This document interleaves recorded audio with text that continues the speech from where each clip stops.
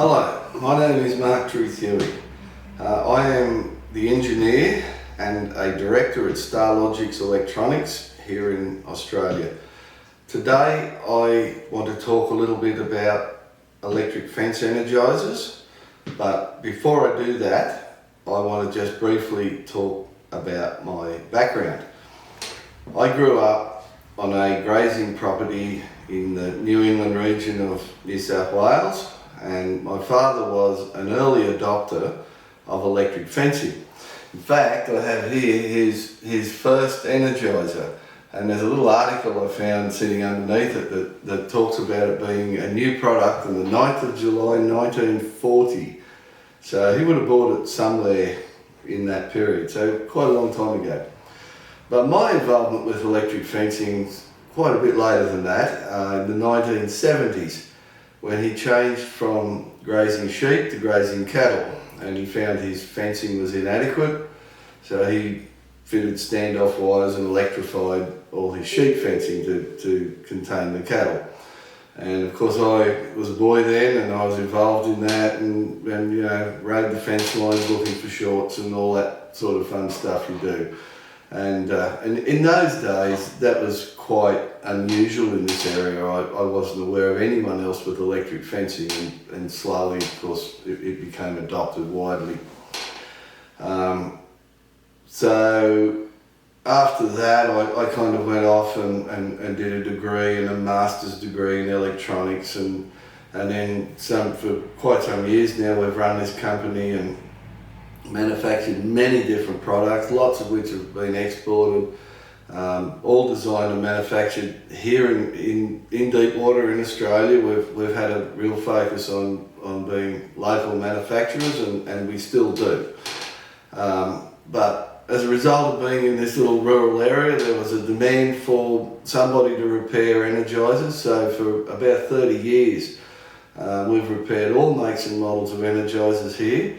And we've learnt all their good points and all their bad points, and lots of stuff about them really. And one of the things we've actually noticed over that period is that in the early days, nearly all the Energizers were mains powered, and then slowly but slowly we saw solar Energizers starting to appear, and at the end it's nearly the dead opposite. You know, they were nearly all solar Energizers, very few mains Energizers. And of course that's for all the reasons of convenience. The solar Energizer is portable and compact, and you don't have to fence the whole farm, and all the good reasons that you guys already know. The one thing we always heard about them was that the pulse energy output was a bit low, particularly if you had stock that were difficult to control. And of course that was limited by the solar panel. You have quite a small compact solar panel on a solar Energizer, so it can't collect enough energy from the sun to be constantly putting a high energy pulse out. It's not possible. So we looked at that problem, and we decided that it was probably time that we used some of our knowledge we've gained over the years to develop an Energizer here that addressed some of those issues. So we've actually got two pieces of technology, both of which are mentioned on the packaging here, that we call deep pulse, and the second thing is adaptive fencing. Now, deep pulse is a technology whereby this Energizer watches the fence. It sends out a small pulse, just like any of your other solar Energizers, nothing different. But it watches that fence, and when something touches the fence, it almost instantaneously sends out a high energy pulse. So effectively you have a high energy fence, that anything touching the fence is not aware that it's any different to a mains Energizer. Now, we get away with that because the total percentage of time that something is touching the fence is quite small. So we can get away with a small solar panel and not flatten the battery because of that fact. The second part of the technology is called adaptive fencing, and that's critical to it all. And that's the ability of this thing. This thing has microcomputers in it and quite a bit of smarts and stuff. And it has the ability to learn when the fence conditions change. For example, maybe it's rained and your insulators are not working quite as well as they were when they were dry. Or maybe long grass has grown into the fence and something's changed on your fence. What this can do, instead of just being dumb and putting a big pulse out all the time, it can learn that new fence condition. And then based on that, it can still watch the fence and do what the depulse technology has to do and put a large pulse out when an animal touches it.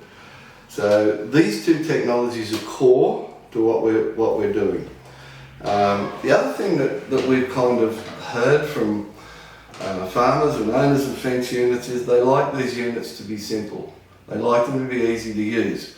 So all of this smart stuff's automatic. You don't have to worry about it. It just happens, that's it.